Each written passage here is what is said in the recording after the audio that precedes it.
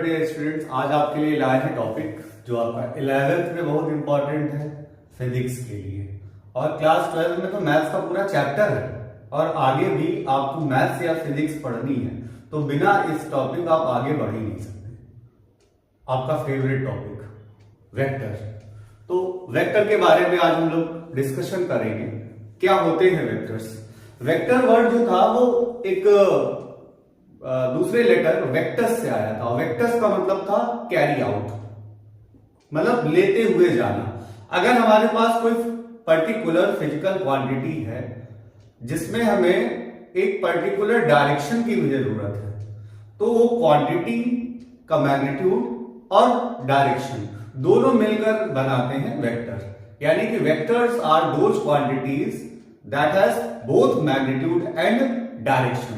Class 9th में, 10th में, 11th, 12th में भी इवन आपको यही चीज बताई जाएगी कि जिनके अंदर मैग्नीट्यूड और डायरेक्शन दोनों होंगे उनको वेक्टर कहेंगे, और जिनके अंदर मैग्नीट्यूड और डायरेक्शन नहीं होंगे उनको हम स्केलर कहेंगे। लेकिन थोड़ा सा हमारा मानना अलग है। हमारा मानना यह है कि एक पर्टिकुलर क्वांटिटी को किसी एक प्रॉब्लम में बताने के लिए जब हमें किसी डायरेक्शन की जरूरत नहीं होती है तो वो स्केलर है, और उसी क्वांटिटी को रिप्रेजेंट करने के लिए कभी कभी हमें डायरेक्शन की भी जरूरत पड़ती है, तो वो वही सेम क्वांटिटी वेक्टर की तरह एक्ट करती है। आपको लग रहा होगा सर एकदम से अलग बता रहे हैं, कोई कॉन्सेप्ट ऐसा हमने आज तक नहीं पढ़ा। लेकिन सोचो जरा, क्लास 12th वाले, क्लास 9th में भी आपको पढ़ाया गया है, 10th में भी पढ़ाया गया, 11th में पढ़ाया गया। एरिया कैसी क्वांटिटी है? तो एरिया आपको बताया जाएगा स्केलर क्वांटिटी है। लेंथ कैसी क्वांटिटी है? Scalar quantity. लेकिन आपने वेक्टर डीएल पढ़ा, आपने वेक्टर डीए पढ़ा कि नहीं पढ़ा? गॉस थ्योरम में वेक्टर डीए पढ़ा, वेक्टर डीएल पढ़ा, ठीक है। तो जब वेक्टर डीएल और वेक्टर डीए यानी कि सिचुएशन के हिसाब से एक पर्टिकुलर क्वांटिटी स्केलर है, वेक्टर है। जैसे करंट स्केलर क्वांटिटी है, मैग्नीट्यूड और डायरेक्शन तो दोनों ही है, लेकिन वो डायरेक्शन पर्टिकुलर एक ही है, positive terminal to negative terminal, okay. लेकिन करंट एक स्केलर क्वांटिटी है, डेंसिटी एक स्केलर क्वांटिटी, लेकिन करंट डेंसिटी एक वेक्टर क्वांटिटी है। कहने का मतलब है कि वो एक कॉन्सेप्ट बना दिया गया कि मैग्नीट्यूड और डायरेक्शन दोनों होंगे तो हम स्केलर वेक्टर कहेंगे, अगर सिर्फ मैग्नीट्यूड होगा तो हम स्केलर कहेंगे। लेकिन एक पर्टिकुलर क्वांटिटी को हम स्केलर वेक्टर दोनों कंसीडर करते हैं अलग अलग केसेस में। यानी कि एरिया, सरफेस एरिया के बारे में आप क्या कहेंगे? कैसी क्वांटिटी है सरफेस एरिया? आपको 9th में बताया गया, आपको 10th में बताया गया, 11th में बताया गया, तो आपने हमेशा सरफेस एरिया को क्या माना है? सरफेस एरिया को आपने हमेशा एक स्केलर क्वांटिटी माना। अब बताइए क्लास 12th में आपने वेक्टर डीए को क्या लिया है गॉस थ्योरम में? तो वेक्टर डीए को आपने क्या लिया होगा? वेक्टर लगाया ना उसके ऊपर। यानी कि उस पर्टिकुलर सिचुएशन में उस इलेक्ट्रिक फील्ड के लिए फ्लक्स की डायरेक्शन, फ्लक्स के लिए, फ्लक्स तो एक स्केलर क्वांटिटी है, फ्लक्स के लिए हमें उस पर्टिकुलर सरफेस एलिमेंट की डायरेक्शन की जरूरत पड़ी कि नहीं पड़ी? यानी कि वही क्या हो गया? वेक्टर। तो हमारा मानना यह है कि अगर कोई क्वांटिटी ऐसी है जिसको एक पर्टिकुलर प्रॉब्लम में रिप्रेजेंट करने के लिए डायरेक्शन की नीड नहीं होती है तो स्केलर क्वांटिटी है, और अगर डायरेक्शन की नीड होती है, डायरेक्शन की भी नीड होती है, तो हम उसको वेक्टर क्वांटिटी बोलेंगे, ओके। तो आपका मास, डेंसिटी, वॉल्यूम, ठीक है, और ये सब क्वांटिटी कैसी है? ये सब स्केलर क्वांटिटी। स्पीड कैसी क्वांटिटी है? स्केलर क्वांटिटी है। लेकिन वेलोसिटी एक वेक्टर क्वांटिटी है। सबको ही पता है कि वेक्टर को कैसे रिप्रेजेंट करते हैं। ये v वेलोसिटी है, ये अभी स्केलर है, ये अभी मैग्नीट्यूड ऑफ वेलोसिटी। इसको क्या पढ़ेंगे? इसको पढ़ेंगे मैग्नीट्यूड ऑफ वेलोसिटी।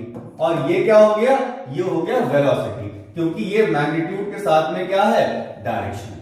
ये छोटी छोटी सी बातें हैं, इन पर थोड़ा सा ज्यादा ध्यान देने की जरूरत है आपको। जैसे कि अगर हम लोग बात करें, ये क्या है? ये है मैग्नीट्यूड ऑफ वेक्टर है, और ये क्या है? वेक्टर है। ध्यान से देखना, आपको एनसीईआरटी में बताया गया जब भी किसी लेटर को हम डार्क बनाते हैं तो अपने आप में क्या है? इसको क्या पढ़ेंगे? इसको पढ़ेंगे वेक्टर ए। और या तो वेक्टर ए ऐसे लिखो, या अगर हम लोग इसको ऐसे बना देते हैं तो इसको पढ़ते हैं मॉड ऑफ वेक्टर। चाहे ये लिखो और चाहे ये लिखो, दोनों ही क्या है, दोनों है मॉड ऑफ वेक्टर है, यानी कि मैग्नीट्यूड ऑफ वेक्टर है। तो हम लोगों ने वेक्टर्स का इंट्रोडक्शन किया, यानी कि those physical quantities which need magnitude and direction are known as vector quantities. और कोई भी क्वांटिटी, मेरे हिसाब से कोई भी क्वांटिटी 100% स्केलर तो हो सकती है, बट 100% वेक्टर नहीं हो सकती, ठीक है। अगर वहां पर देखा जाए आपका एरिया जो है वो हमेशा स्केलर ही नहीं होता, वो वेक्टर भी हो सकता है। थोड़ा स्टेटमेंट, लास्ट स्टेटमेंट शायद हमने उल्टा बोल दिया। 100% स्केलर नहीं हो सकता। उस क्वांटिटी में अगर हमें डायरेक्शन दिखाने की भी जरूरत पड़ी तो वही क्वांटिटी हमारी वेक्टर भी बन जाएगी। यानी कि जब भी रिप्रेजेंट करेंगे डायरेक्शन के साथ तो वेक्टर, डायरेक्शन के बिना तो स्केलर। मैग्नीट्यूड ऑफ वेलोसिटी क्या है, स्केलर क्वांटिटी। वेलोसिटी क्या है, वेक्टर क्वांटिटी। जैसे बोलते हैं 30 मीटर पर सेकेंड, स्केलर 30 मीटर पर second in north direction, vector. Okay, यानी कि एक ही चीज डायरेक्शन के साथ में क्या है, वेक्टर है, डायरेक्शन के बिना स्केलर है। अब हम लोग वेक्टर्स के बारे में बात करेंगे। तो वेक्टर्स में सबसे पहले हम लोग बात करते हैं कॉलिनियर वेक्टर्स। कॉलिनियर वेक्टर क्या होते हैं, दैट आर पैरेलल और एंटी पैरेलल। अगर दो वेक्टर्स ऐसे हैं जिनके बीच में 0 या 180 डिग्री का एंगल है तो उनको हम लोग कॉलिनियर वेक्टर्स कहेंगे। अब कॉलिनियर वेक्टर्स में ही कुछ पार्ट होते हैं। अगर मैग्नीट्यूड और डायरेक्शन दोनों सेम है तो हम लोग कहते हैं इक्वल वेक्टर्स। अगर मैग्नीट्यूड सेम है बट डायरेक्शन अपोजिट है तो हम लोग क्या कहेंगे, अपोजिट वेक्टर्स। अगर एक ही पॉइंट से ओरिजिनेट हुए हैं तो क्या कहेंगे, को इनिशियल वेक्टर्स, ठीक है। और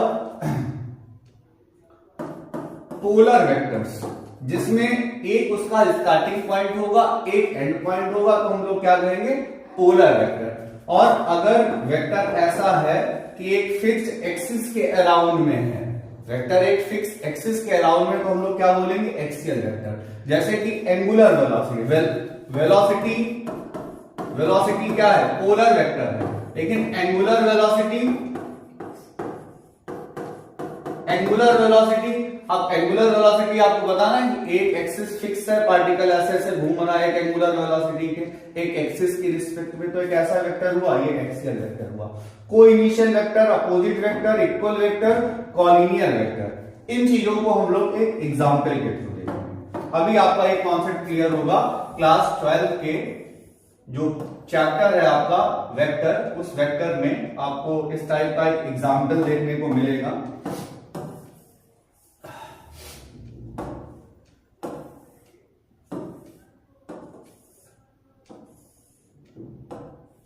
ये याद रहेगा आपको कि वेक्टर को हम वेक्टर्स से कहते हैं, वेक्टर्स वर्ड जो है इसका मतलब होता है कैरी आउट। ओके, वेक्टर्स का मतलब कैरी आउट। तो अब ये हमारे पास में कई सारे अलग अलग वेक्टर्स हैं। यहां पर हम इन वेक्टर्स के बारे में जानेंगे।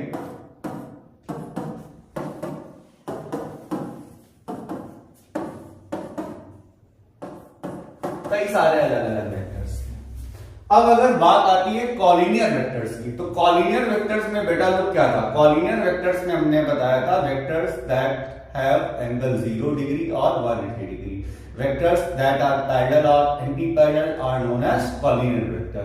अ vector should be collinear with itself. कोई भी वेक्टर खुद के साथ कॉलिनियर ही होता है। जैसे कि अगर हम बात करें बी और ई की, तो बी और ई की डायरेक्शन सेम है, कैसे वेक्टर, कॉलिनियर वेक्टर है। बी और सी की डायरेक्शन सेम है, कैसे वेक्टर है, कॉलिनियर वेक्टर है। सी और ई की डायरेक्शन सेम है, कैसे वेक्टर है, कॉलिनियर वेक्टर है। डी और सी की डायरेक्शन सेम है। ये कंप्लीट यहां से यहां तक एक वेक्टर हमने कंसीडर किया है जिसका नाम लिया है डी। इसके यहां तक ए से लेकर यहां तक के पोर्शन को बी कहा है और बी से लेकर सी तक के पोर्शन को वेक्टर सी कहा है, ठीक है। तो ये बी और सी कैसे थे, कॉलिनियर। बी और डी कैसे हैं, कॉलिनियर। डी और सी कैसा है, कॉलिनियर। डी और ई कैसा है, कॉलिनियर। और यहां पर एक वेक्टर जी है, तो वेक्टर जी और वेक्टर ए ये भी कैसे है, कॉलिनियर। एंगल फिर कैसा है, जस्ट अपोजिट। यानी कि मैग्नीट्यूड से कोई फर्क नहीं पड़ता, अगर उनकी डायरेक्शन सेम या अपोजिट है तो उसको क्या बोलेंगे, उसको हम कॉलिनियर वेक्टर बोलेंगे। Collinear vectors means the vectors having same direction और opposite direction are known as collinear vectors. Clear? Collinear vectors क्या होते हैं? अब उन कॉलिनियर वेक्टर्स में अगर वेक्टर्स की डायरेक्शन सेम है और उनका मैग्नीट्यूड भी सेम है तो हम लोग क्या बोलेंगे? Equal vector. अब इस डायग्राम में आप देख पा रहे होंगे बी और ई। अगर हम कॉलिनियर वेक्टर्स की बात करें तो कॉलिनियर वेक्टर्स के कुछ पेयर हम लोग लिखेंगे यहां पर। कौन कौन से कॉलिनियर वेक्टर थे? वेक्टर बी और वेक्टर ई कॉलिनियर है, वेक्टर बी और वेक्टर सी कॉलिनियर है, vector d, vector b, vector c ये सारे और वेक्टर ई ये सारे वेक्टर आपस में collinear vector. Vector ji, vector A ये भी आपस में कॉलिनियर वेक्टर है। लेकिन जब बात आएगी यहां पर इक्वल वेक्टर्स की, जब बात आएगी इक्वल वेक्टर्स की, तो इक्वल वेक्टर में यहां पर सिर्फ वेक्टर बी और वेक्टर ई ही है, क्योंकि collinear vectors having same magnitude and same direction means 0 degree, then vectors are known as equal vectors या like vectors। equal vector का एक दूसरा नाम होता है like vectors। equal vector means like vectors। और opposite vectors क्या होते हैं? collinear vector having same magnitude but opposite direction। तो opposite vector यहां पर कौन से हैं? वेक्टर g और वेक्टर a ये हमारे यहां पर अपोजिट वेक्टर्स हैं। को इनिशियल क्या होता है? को इनिशियल का मतलब एक साथ, को इनिशियल का मतलब क्या होता है? एक साथ स्टार्ट हुए। तो देखो यहां पर इस पॉइंट पर ध्यान देना कि वेक्टर जी और वेक्टर सी एक पॉइंट से स्टार्ट हुए हैं, तो इनको हम लोग क्या बोलेंगे? को इनिशियल वेक्टर बोलेंगे। को इनिशियल वेक्टर जो एक ही पॉइंट से ओरिजिनेट हुए होंगे उनको हम को इनिशियल वेक्टर्स बोलेंगे। बाकी जिसमें एक ओरिजिनेशन पॉइंट होगा, एक एंड पॉइंट होगा, तो उसको हम लोग पोलर वेक्टर बोलेंगे। और अगर एक फिक्स्ड एक्सिस के रिस्पेक्ट में वो रोटेट कर रहा होगा तो उन रोटेशनल वेक्टर्स को हम लोग बोलेंगे यहां पर एक्सियल वेक्टर। अगर एक एक्सिस के रिस्पेक्ट में, जैसे जिसमें एंगुलर वर्ड लग जाता है, एंगुलर वेलोसिटी हो गया, ठीक है, और एंगुलर एक्सीलरेशन हो गया, एंगुलर डिस्प्लेसमेंट हो गया, ये सब कैसे वेक्टर हैं? ये सब हमारे एक्सियल वेक्टर्स हैं। ओके अच्छा, वेक्टर के साथ में आप एक क्वांटिटी टेंसर भी पढ़ते हैं। टार्क के बारे में अगर आप बात करें तो टार्क वैसे तो एक वेक्टर क्वांटिटी है, लेकिन टार्क वेक्टर क्वांटिटी में भी उसमें हमें बताना पड़ता है वो क्लॉकवाइज है या एंटी क्लॉकवाइज है। ओके, तो वो क्वांटिटी यानी कि जो मैग्नीट्यूड और डायरेक्शन के साथ साथ एक थर्ड क्वांटिटी की भी नीड होती है, जिसमें उनको हम लोग टेंसर क्वांटिटी कहते हैं। इनके बारे में आप डिटेल्स में आगे पढ़ेंगे। अगर ऑप्शन में आपका पूछा जाता है टार्क किस टाइप की क्वांटिटी, ऑप्शन में अगर टेंसर है तो आपको टेंसर लगाना होगा, वरना वेक्टर लगाना है, ठीक है। ओके, लेकिन जब मैग्नीट्यूड ऑफ टार्क की बात आती है तो वो कैसी क्वांटिटी है? तो magnitude of torque is a scalar quantity. किसी भी चीज का जो मैग्नीट्यूड होता है वो हमेशा एक स्केलर क्वांटिटी होता है। ओके, तो हमने यहां पर वेक्टर्स के बारे में बात करी। अभी यहां पर कुछ इंपॉर्टेंट वेक्टर्स बचे हैं, जैसे कि हम लोग बात करते हैं नल वेक्टर की। नल वेक्टर का मतलब क्या होता है? नल का मतलब क्या है? नल का मतलब है जीरो। नल वेक्टर या जीरो वेक्टर। जीरो वेक्टर क्या होता है? नाम से ही पता चल रहा है जिनका मैग्नीट्यूड जीरो। अब सोचो मैग्नीट्यूड जीरो है, फिर जरूरत क्या है उसकी? अब सोचो कि किसी ऑब्जेक्ट को हमने हवा में उछाला, मैक्सिमम हाइट पर पहुंचा। अब मैक्सिमम हाइट पर पहुंचने के बाद में उसकी वेलोसिटी का मैग्नीट्यूड कितना हो गया? जीरो। लेकिन डायरेक्शन तो है ना एक्सेलरेशन की वजह से, वो नीचे की तरफ गिरेगा आके कि नहीं गिरेगा? अब अगर उसकी वेलोसिटी जीरो होती, अब एक्सेलरेशन के बिना वो कहीं भी जा सकता था, लेकिन उस एक्सेलरेशन की वजह वो किधर की तरफ आया? नीचे की तरफ। यानी कि अगर किसी ऑब्जेक्ट को हम ऊपर की तरफ उछालते हैं तो फाइनल वेलोसिटी, मैग्नीट्यूड जीरो है बट फाइनल वेलोसिटी की डायरेक्शन क्या है? ऊपर की तरफ। और वही ऑब्जेक्ट जब नीचे की तरफ गिरने लगता है तो नीचे की तरफ उसकी इनिशियल वेलोसिटी कितनी है? मैग्नीट्यूड कितना? जीरो, लेकिन डायरेक्शन कहां है? नीचे की तरफ। यानी कि बहुत सारी क्वांटिटीज ऐसी भी होती हैं जिनमें मैग्नीट्यूड जीरो होता है बट डायरेक्शन होती है। जैसे कि सपोज करो कि दो अलग अलग लोग हैं जो आपस में टग ऑफ वार खेल रहे हैं, दोनों लोग इक्वल फोर्स लगा रहे हैं। इक्वल फोर्स लगाने पर उस रस्सी में जो टेंशन जनरेट हो रही है उसकी वजह से नेट डिस्प्लेसमेंट तो जीरो है। अब नेट डिस्प्लेसमेंट वहां पर 0 हुआ तो नेट फोर्स कितना लगा होगा, 0 लगा होगा। ये सबके सब एग्जाम्पल किसके हैं, ये सबके सब एग्जाम्पल हैं यहां पर नल वेक्टर के या जीरो वेक्टर के। इसी तरीके से जब हम लोग बात करते हैं यूनिफॉर्म सर्कुलर मोशन की, तो यूनिफॉर्म सर्कुलर मोशन में क्या होता है कि कोई ऑब्जेक्ट कांस्टेंट स्पीड से घूम रहा होता है। वेलोसिटी का मैग्नीट्यूड तो कांस्टेंट है बट डायरेक्शन बदल रही है। बाय डायरेक्शन एक्सेलरेशन की डायरेक्शन कहां है, टुवर्ड्स द सेंटर। तो वेलोसिटी का मैग्नीट्यूड कांस्टेंट है बट डायरेक्शन कांस्टेंट नहीं है। तो इस टाइप के वेक्टर को हम लोग क्या बोलेंगे, यहां पर ये क्या, यहां पर भी ये नल वेक्टर या जीरो वेक्टर का एग्जांपल है। ओके, तो नल वेक्टर हो गया, जीरो वेक्टर हो गया। उसके बाद में एक बहुत स्पेशल वेक्टर आपने पढ़ा होगा और यहीं से आपके वेक्टर के कॉन्सेप्ट की स्टार्टिंग होगी।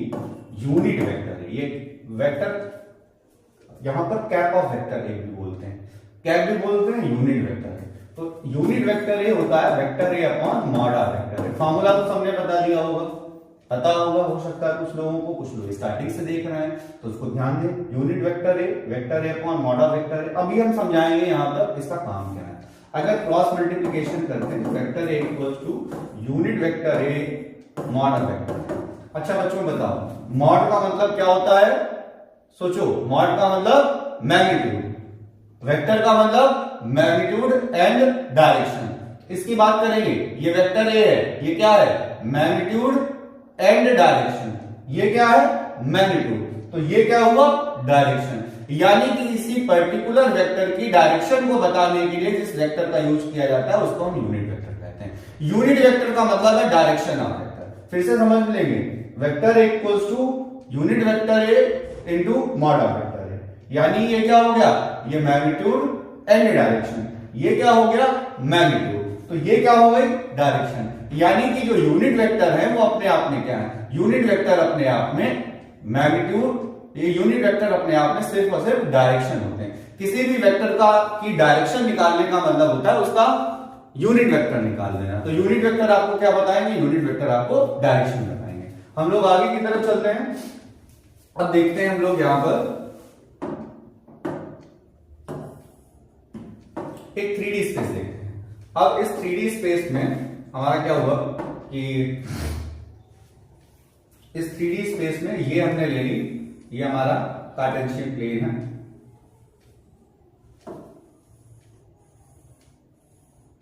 इस तरीके से ये हमारा कार्टेशियन प्लेन है, ये हमारी एक्स एक्सिस है, ये हमारी वाई एक्सिस है और ये हमारी जेड एक्सिस है। ओके, अब इस एक्सिस में अब इन एक्सिस की डायरेक्शन को दिखाओगे तो इन एक्सिस की डायरेक्शन को दिखाने के लिए ऐसा कहा गया कि एक्स एक्सिस की जो डायरेक्शन है वो हम यूनिट वेक्टर आई से दिखाएंगे, जो वाई एक्सिस की डायरेक्शन है वो हम यूनिट वेक्टर जे से दिखाएंगे, जो जेड एक्सिस की डायरेक्शन है वो हम यूनिट वेक्टर के से दिखाएंगे। अब सोचो बच्चों, जिनको ये चैप्टर नहीं समझ में आया था, जिनको इस चैप्टर में प्रॉब्लम्स हो रही थी, वो बिल्कुल बेसिक से देखेंगे। अगर सपोज करो कि हमारे पास एक कोऑर्डिनेट है 2, 4, 5, ओके, और ये पॉइंट हमारा है P, तो O की रिस्पेक्ट में ये वेक्टर OP, तो ये जो लेंथ है हमारे पास में, ये क्या रिप्रेजेंट करती है, मैग्नीट्यूड। ये जो लेंथ है वो क्या रिप्रेजेंट करती है, मैग्नीट्यूड रिप्रेजेंट करती है। तो वेक्टर के फॉर्म में वेक्टर OP को कैसे दिखाएंगे, इसको दिखाएंगे 2i plus 4j plus 5k। कितना आसान था। हमें क्या करना है, जो x कोऑर्डिनेट है उसके आगे i लिख देना है, जो y कोऑर्डिनेट है उसके आगे j लिख देना है और z कोऑर्डिनेट के आगे k लिख देना है। उनके अगर प्लस है तो प्लस लिखेंगे, माइनस है तो माइनस लिखेंगे। सपोज करते हैं यहां पर हमारे पास एक पॉइंट ले लिया हमने -3, -2, 1, ओके, तो हमारे पास में और ये पॉइंट ले लिया हमने वेक्टर q, तो वेक्टर OQ कितना हो गया, वेक्टर OQ कितना हो गया, -3i -2j प्लस k। कितना आसान था। हमारे पास पॉइंट दिया गया होगा और हमसे कहा जाएगा इसका वेक्टर बताओ। जैसे कि अगर हमसे एक प्लेन में कहा जाए 3, 4, एक पॉइंट दिया गया A, हमसे कहा जाए वेक्टर को A निकालो, क्या हो जाएगा, 3i प्लस 4j हो जाएगा। अगर B की बात की जाए, अगर हमारे पास एक पॉइंट B है -2, -3 हमसे वेक्टर OB कहा गया, क्या करेंगे, -2i -3j, ओरिजिन की रिस्पेक्ट में हम इनकी पोजीशन को बता रहे हैं तो इनको हम लोग कहेंगे पोजीशन वेक्टर।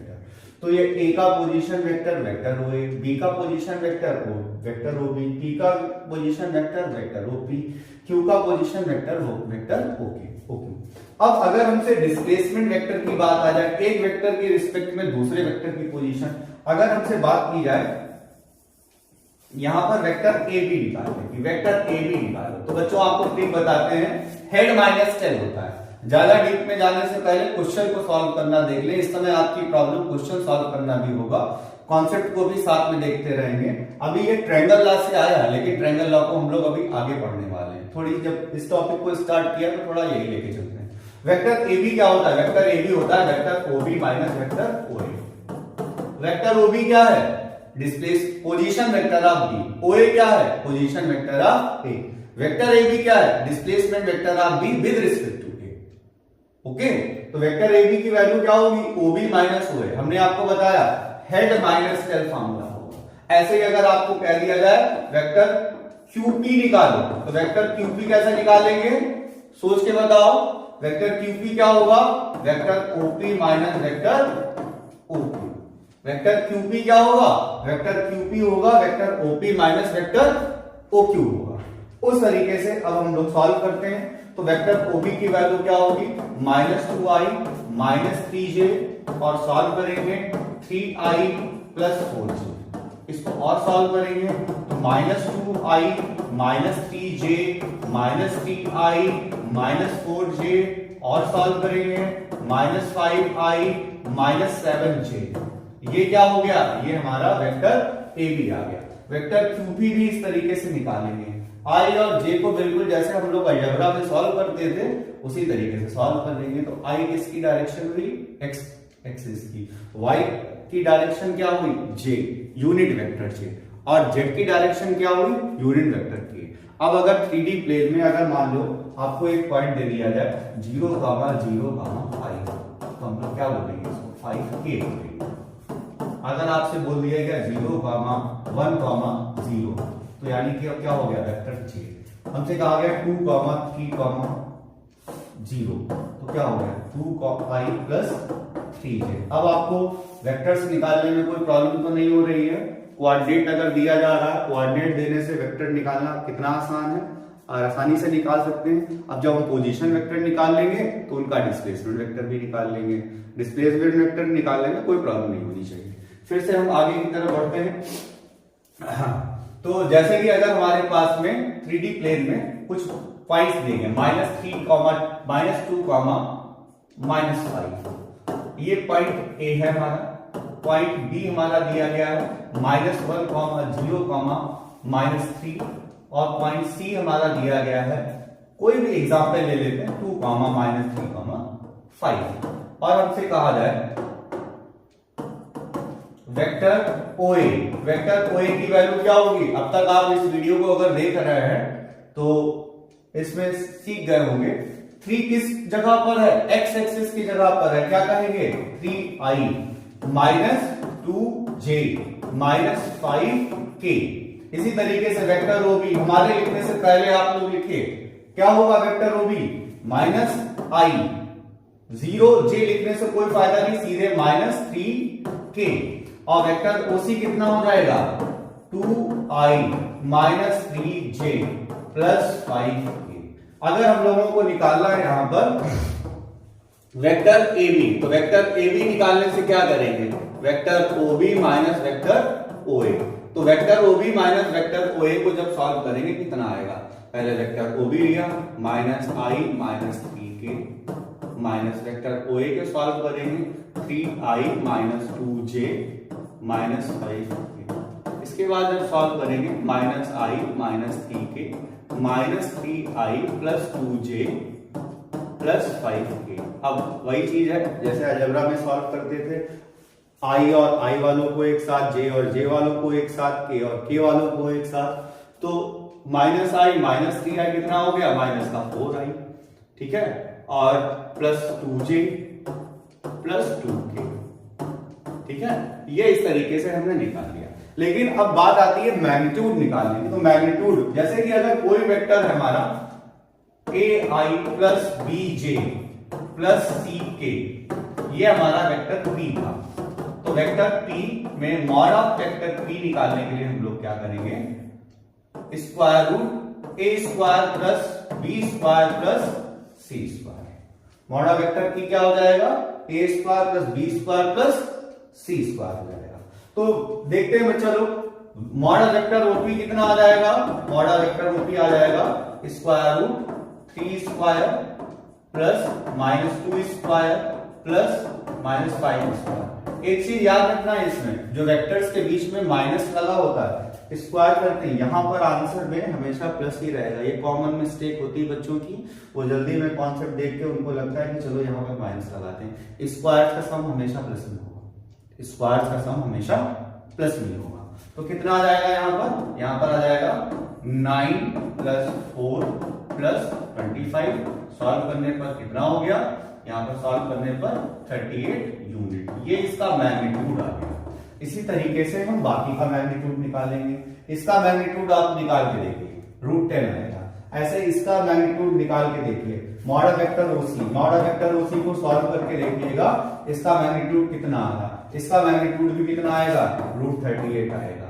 इसी तरीके से इसका मैग्नीट्यूड कितना आएगा, इसका मैग्नीट्यूड आपका √24 आएगा। ठीक है, तो सब में यूनिट लगाएंगे। ये इसका मैग्नीट्यूड निकालना हम लोगों ने सीख लिया। ये हम लोग क्या निकाल पा रहे हैं, इनका मैग्नीट्यूड निकाल पा रहे हैं। तो अब हम यूनिट वेक्टर निकालना सीखते हैं। जैसे एक कोऑर्डिनेट था हमारा 2, 3, -3 और दूसरा था -3, -2, 4। ओके, ये पॉइंट P है, ये पॉइंट Q है। सबसे पहले हमने वेक्टर OP निकाला, कितना आया 2i plus 3j minus 3k, और वेक्टर OQ कितना आया -3i minus 2j plus 4k।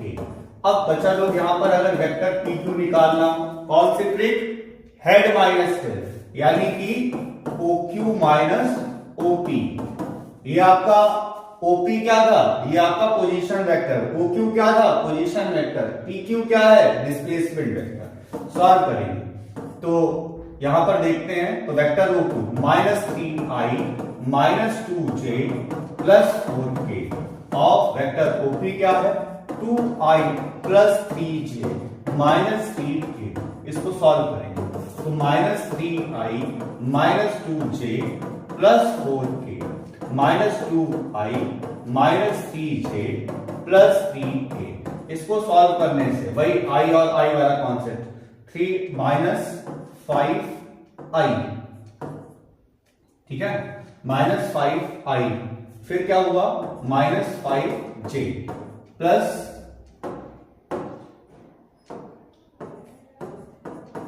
7k। Okay, तो ये हमारा इस तरीके से हमने इसको मॉड ऑफ वेक्टर, पहले हमने वेक्टर PQ निकाला, अब हम निकाल रहे हैं मॉड ऑफ वेक्टर PQ। तो मॉड ऑफ वेक्टर PQ कैसे निकालेंगे, तो मॉड ऑफ वेक्टर PQ निकालने के लिए हमें क्या करना पड़ेगा, हमें इसका मैग्नीट्यूड निकालना। कैसे निकालेंगे मैग्नीट्यूड, अभी देखा था, i का मल्टीपल का स्क्वायर, j के मल्टीपल का स्क्वायर, k के मल्टीपल का स्क्वायर। सॉल्व करने पर कितना आया 25 प्लस 25 प्लस 49, रूट में कितना आ गया 99 यूनिट। तो मॉडल वेक्टर PQ निकाल लिया। अब अगर हमसे कोई कहे यूनिट वेक्टर PQ निकाल, तो यूनिट वेक्टर PQ निकालने के लिए क्या करेंगे, यूनिट वेक्टर PQ का फॉर्मूला क्या होगा, vector PQ upon model vector PQ। कितना आया -5i minus 5j plus 7k upon क्या हो जाएगा √99। तो अभी तक बच्चा लोगों हमने क्या सीखा है, अभी तक हम लोगों ने वेक्टर सीखा है, फिर वेक्टर के टाइप सीखे हैं, वेक्टर के टाइप्स के बाद में उनका कोऑर्डिनेट की हेल्प से उनका पोजीशन वेक्टर निकालना सीखा है। पोजीशन वेक्टर निकालने के बाद हमने डिस्प्लेसमेंट वेक्टर निकालना सीखा, फिर हमने मैग्नीट्यूड निकालना सीखा है। मैग्नीट्यूड निकालने के बाद में हम लोगों ने उनका पोजीशन वेक्टर, उसकी डायरेक्शन निकालना सीखी है। डायरेक्शन का मतलब यूनिट वेक्टर निकालना हमने यहाँ तक सीख लिया है। अब इस वीडियो में अगर आपको कोई प्रॉब्लम हो रही है तो उसको रिपीट देखें। हम आपका पूरा वीडियो बनाएंगे वेक्टर का, और उस पूरे वेक्टर में आपको कंप्लीटली अगर रिपीटेड पोर्शन में आप उसको देखेंगे, वीडियो को लास्ट तक देखेंगे तो आपको समझ में आता रहेगा। ठीक है, वीडियो पॉज करना है 1 मिनट के लिए। तो मैं अगर आगे हम लोग यहाँ पर पढ़ेंगे डीआरएस और डीसीएस के बारे में। डीआरएस डीसीएस क्या होते हैं? जैसे कि ये एक 3D, अगर हम इसको x लेते हैं, इसको y लेते हैं, इसको z लेते हैं, कोई जरूरी नहीं है कि तुम्हारा ये y ही हो ये x ही हो, ऐसा कोई नेसेसरी नहीं है। ठीक है, 3D है, 3 म्यूचुअली परपेंडिकुलर एक्सिस होनी चाहिए, x y z है हमारे पास। ओके, अब यहां पर सपोज करते हैं कि हमारे पास में एक यहां पर एक पॉइंट है, और ये पॉइंट अपने आप को बता रहा है कि भाई हम a, b, c, तो ये पॉइंट P था, तो ये जो लाइन बनाई, इसका ये जो लाइन है, इस लाइन की जो लंबाई होगी वो इसका मैग्नीट्यूड है। अब हम लोग एक चीज ये नोटिस करते हैं, ये हमारा x एक्सिस के साथ कुछ एंगल बना रहा है, इसको हम लोगों ने अल्फा कह दिया। ये हमारी y एक्सिस के साथ कुछ एंगल बना रहा है, इसको हमने बीटा कह दिया। और ये हमारी z एक्सिस के साथ कुछ एंगल बना रहा है, इसको हमने गामा कह दिया। x एक्सिस के साथ अल्फा है, y एक्सिस के साथ बीटा है, और z एक्सिस के साथ में गामा है। तो ये जो वैल्यू होती है हमारी L, M, N, इसको हम लोग बोलते हैं DCS, यानी कि डायरेक्शन कोसाइंस।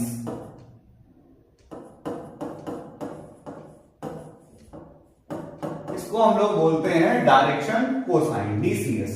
तो L की वैल्यू क्या होती है? L होता है cos अल्फा, M क्या होता है? cos बीटा, और N क्या होता है? cos gamma. यानी कि कोई पर्टिकुलर एक्सिस, कोई पर्टिकुलर पॉइंट ओरिजिन से मिलाने पर एक वेक्टर बना रहा था, और वो वेक्टर जैसे इस रूम में हम लोग खड़े हैं, और इस रूम में बीच में इस तरीके से ये हमारा पेन है, तो ये पेन हमारे रूम में जो 3D स्पेस है उसके साथ में अलग अलग कुछ एंगल्स बना रहा होगा। x एक्सिस के साथ एंगल बनाया, y एक्सिस के साथ एंगल बनाया, z एक्सिस के साथ एंगल बनाया। तो हम लोग क्या करेंगे कि उन एंगल्स की वजह से हमको क्या पता चल गया, उसके L, M और N, यानी कि डायरेक्शन क्या पता चल गया हमको? पता चला यहाँ पर इसके लिए डायरेक्शन क्या है, ये इसके डायरेक्शन कोसाइंस है। और ABC क्या है? ABC इसके डायरेक्शन रेशियोस, डायरेक्शन रेशियो क्या हो गए? A, B, C, क्योंकि ये पॉइंट है हमारा 0, 0, 0। लेकिन यही अब हमारे पास में एक पॉइंट है D, E, F, और यहां पर एक पॉइंट, ये पॉइंट था P, ये पॉइंट है Q, और हमसे कहा जाए PQ का बताओ। PQ के बारे में बात करिए कि भाई PQ में क्या हुआ है, कि PQ में अगर हमसे पूछा जाए डायरेक्शन रेशियोस, तो A, B, C, तो ABC हमारे पास में क्या है? तो PQ की बात कर रहे हैं, तो PQ में क्या हो जाएगा? x2 minus x1, y2 minus y1, z2 minus z1। यहां पर जो PQ पूछा गया है, तो P के जो कोऑर्डिनेट होंगे वो x1, y1, z1 ले लिए जाएंगे, और जो Q के कोऑर्डिनेट होंगे वो ले लिए जाएंगे हमारे x2, y2, z2। चलिए एग्जांपल के थ्रू देखते हैं कि यहां पर जो हमने कोऑर्डिनेट लिए थे वो कोऑर्डिनेट हमने अपने ले रखे हैं -3, 2, 4, और यहां जो हमारा पॉइंट P है वहां पर हमने कोऑर्डिनेट ले रखे हैं -4, 3, इसमें हमने ले रखा है -1, -1,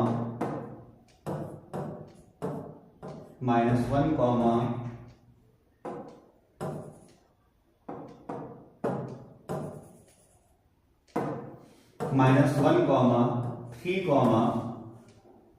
6। ठीक है, तो अब हमें PQ के डायरेक्शन रेशियोस क्या होंगे?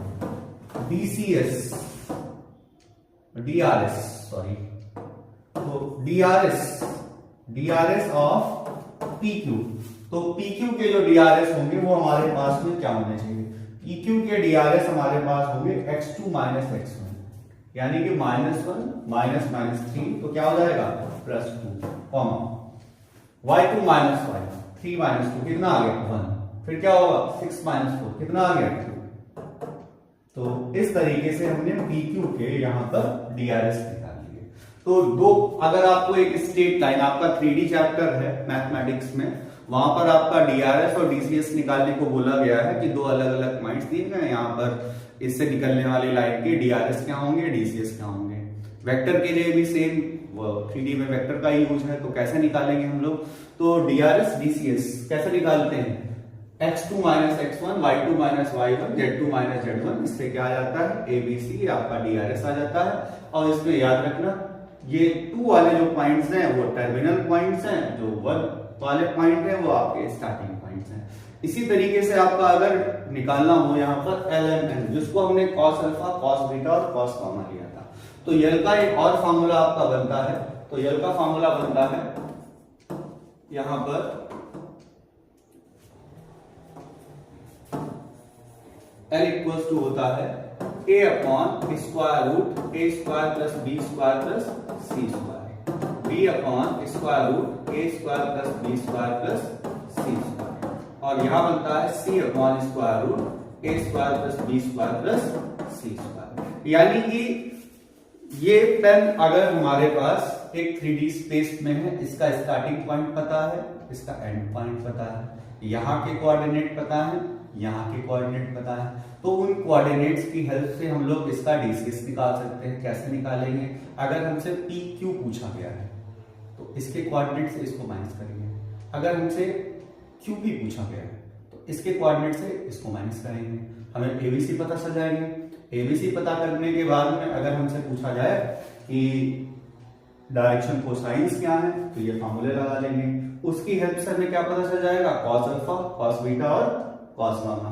जैसे कि अगर हमसे कहा जाए cos अल्फा की वैल्यू कितनी है, cos square alpha, cos square beta, cos square gamma को अगर हम लोग यहाँ पर सॉल्व करें, तो यहाँ पर इस डेरिवेशन में देखेंगे तो हमारे पास सॉल्व करने पर वैल्यू कितनी आ जाएगी, सॉल्व करने पर हमारे पास यहाँ पर आंसर कितना आ जाएगा, हमारे पास आंसर आएगा 1। ठीक है। प्रॉब्लम आती है कि represent 4 kilometre 30 degree east of north, east of north, तो कैसे रिप्रेजेंट करेंगे? यहां पर ये हमने अपना एक 2D प्लेन बनाया, यहां पर आपको पता है north south east west. Okay, अब उन्होंने कहा 40 kilometre 30 degree east of north, तो ये बात याद रखना, जिसके साथ ऑफ लगा होगा, क्या होगा, जिसके साथ ऑफ लगा होगा उसको हम लोग वहां पर क्या करेंगे, उसको हम लोग वहां से जो अपनी लाइन बनाएंगे वो ऑफ वाले के साथ बनाएंगे। यानी कि 30 डिग्री का जो एंगल बनाना है वो किसके साथ बनाना है, 30 डिग्री का एंगल हमें नॉर्थ के साथ बनाना है।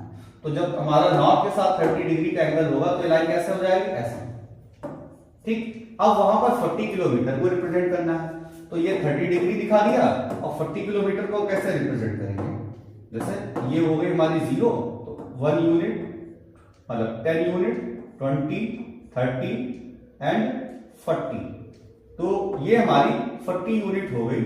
तो ये हमारा मैग्नीट्यूड हो गया और ये हमारी डायरेक्शन हो गई। तो इस तरीके से आपका वहां पर रिप्रेजेंटेशन हो गया। कई बार हमसे पूछते हैं कि find a vector in the direction of that vector having magnitude this. अच्छा, हमसे कहा जाए कि एक वेक्टर a है जो कि है 3i plus 2j plus 4k, दूसरा वेक्टर b हमको दिया गया है -5i minus 3j plus 5k, एक वेक्टर दिया गया c equals to 2i plus 5j minus k। Okay, abc दिए गए हैं। तुमसे कहा जाए find a vector whose magnitude is 10 unit, whose magnitude is 10 unit, in the direction of 2 vector a plus 3 vector b plus 4 vector, क्या चलो minus ले लेते हैं,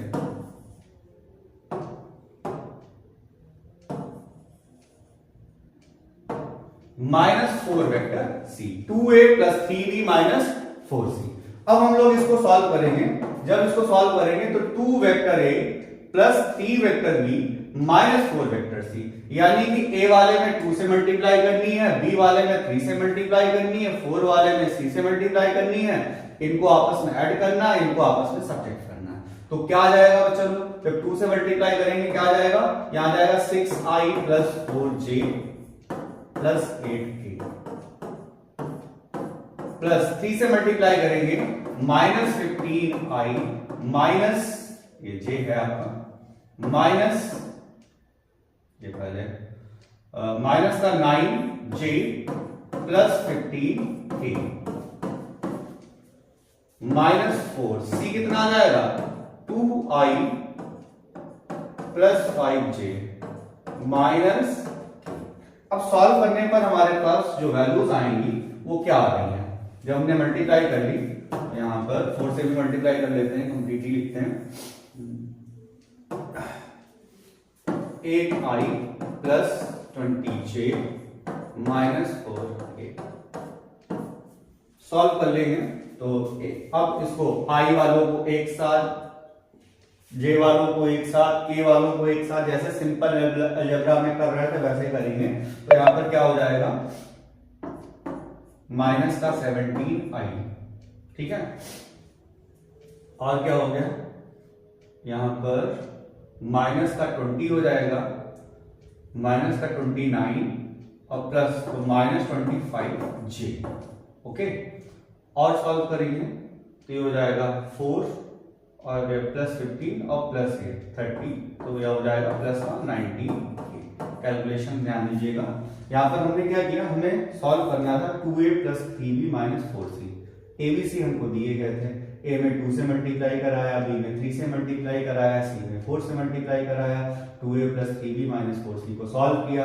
तो सॉल्व करने पर इस तरीके से देखेंगे 2 3 जा 6, 3 5 जा 15 और 4 2 जा 8, माइनस का 15 माइनस 8 यानी कि माइनस का 23 और प्लस का 6, तो कितना हो जाएगा -17। इस तरीके से आप कैलकुलेट कर लेंगे।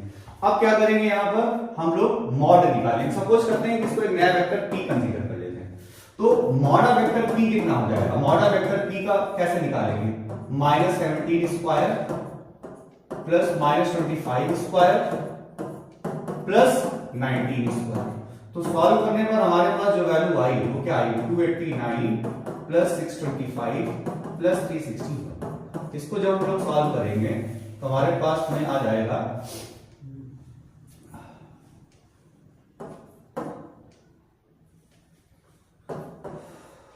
कितने यूनिट आई, ठीक है। इसको सॉल्व कर लेंगे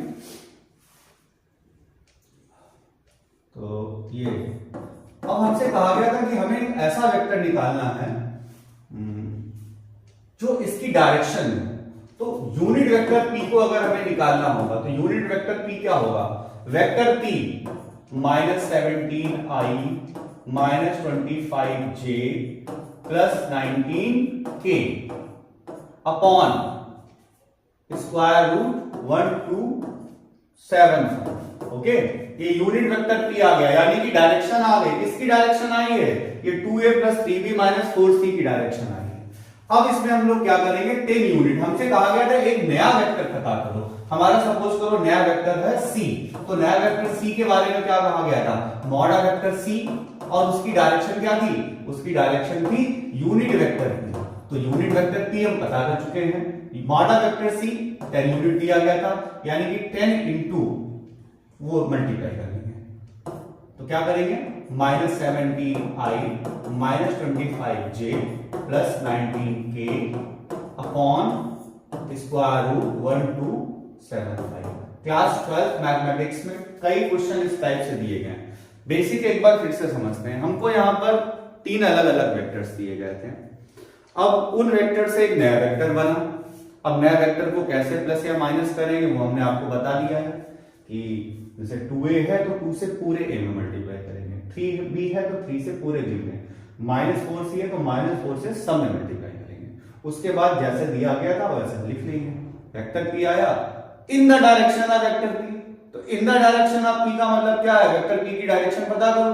तो वेक्टर p की डायरेक्शन कैसे पता करते हैं, यूनिट वेक्टर निकाल के, और उसका यूनिट वेक्टर कैसे पता करेंगे, उसका यूनिट वेक्टर पता करने के लिए क्या करेंगे, vector p upon mod vector p। तो vector p upon mod vector p, तो मॉड वेक्टर p पहले निकाल लो। तो मॉड वेक्टर p कितना आया 1275, और यूनिट वेक्टर p हमने निकाला, वैल्यू आ गई।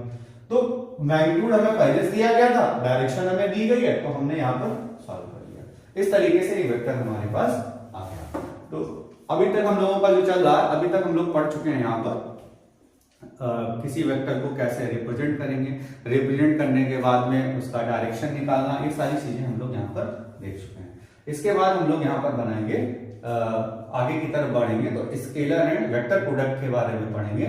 यहां तक आपका वेक्टर का जो जनरल इंट्रोडक्शन था वो खत्म हुआ है। अभी आपके और भी वीडियोस पढ़ेंगे, उसमें आप देखेंगे कंप्लीटली, तो आपको मजा आएगा। अभी आप इस वीडियो को कंप्लीट देखें, जो भी प्रॉब्लम्स हैं वो आपको जो भी है वो कमेंट सेक्शन में बताएं और कंप्लीट देखें, और दोस्तों के साथ शेयर करें, इस चैनल को सपोर्ट करें। Thank you.